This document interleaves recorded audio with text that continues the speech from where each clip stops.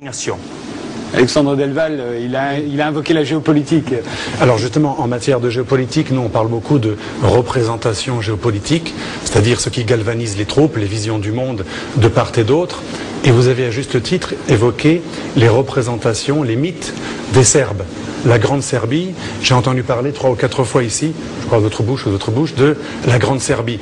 Le mythe qui a permis de diaboliser non pas Milosevic, c'était le prétexte, mais tout un peuple. Je me rappelle pendant 10 ans que être serbe, j'avais des amis serbes, c'était quelque chose d'horrible. Être serbe, c'était avoir un couteau entre les dents, être barbu, comme mon voisin, avec des cheveux, avec un côté hirsute des fameux miliciens tchétniques, c'était quelque chose qui était diabolisé. On a justifié un véritable racisme anti-serbe pendant des années. Et je pèse mes mots. Au nom un racisme collectif. Pour une raison précise, rappelez-le, parce qu'on accusait les Serbes d'épuration ethnique. C'est ça qui les a diabolisés. Vous avez parlé de 30 000 morts tout à l'heure. Les chiffres de l'OSCE et de l'ONU, c'est 3 000 morts. Et il y a même un peu plus de Serbes qui ont été tués depuis 10 ans. Vous avez parlé de 10 ans de carnage, et on est loin d'un génocide, on parle de génocide. Je crois que les mots sont graves.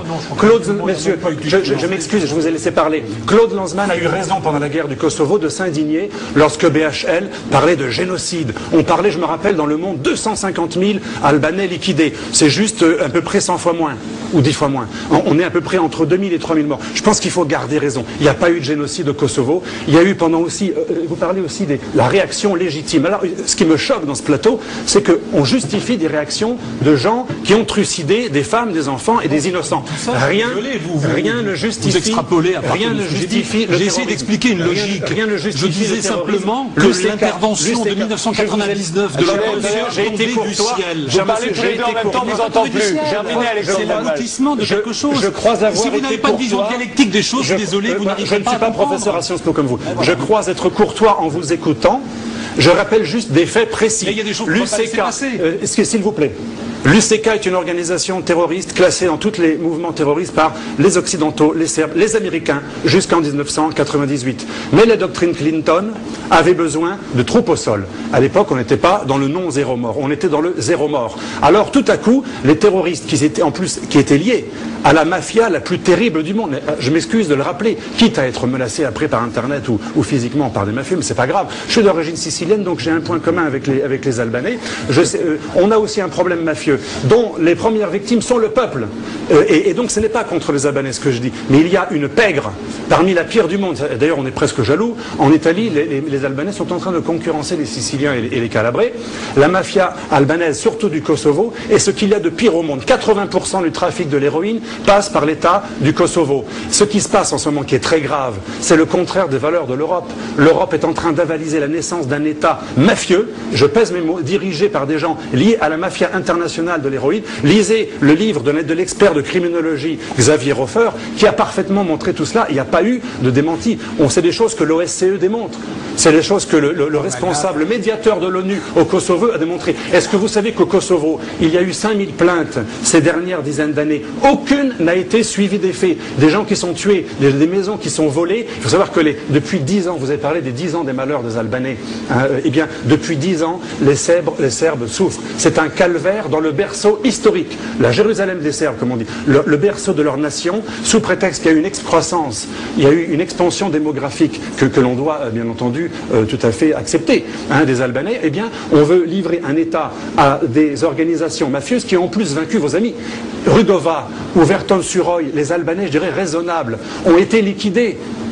Soit physiquement, soit terrorisés, soit liquidés politiquement par les Albanais de l'UCK, qui viennent d'un mouvement ultra-terroriste fondé en Turquie dans les années 70-80, qui était léniniste ultra-violent et qui a été un mouvement terroriste financé par la diaspora albanaise de Suisse et d'Allemagne avec l'argent de l'héroïne. Je m'excuse de dire tout ça. C'est la réalité du Kosovo. L'Europe a renoncé à ses valeurs, elle avalise la guerre, elle avalise des gens qui ont obtenu une indépendance avec l'argent du trafic des mafieux et avec une absence totale de démocratie. Sachez, monsieur Tadei, que les Tziganes, les Goran, ce qui est beaucoup de minorités au Kosovo, et même les Turcs qui sont pourtant musulmans, les Tziganes qui sont pourtant musulmans, toutes les minorités non albanaises sont liquidées en ce moment du Kosovo, depuis 10 ans. Ceci dans une indifférence totale, parce que les Albanais qui sont au pouvoir aujourd'hui au Kosovo, ce ne sont pas Ibrahim Rugova, qui était un homme très bien, qui était un grand démocrate, un pacifique, ce sont des terroristes ultranationalistes qui ont une vision ultra-raciste, raciale, médical, au niveau du sang et de la langue. Tout ce qui ne parle pas albanais doit être éliminé.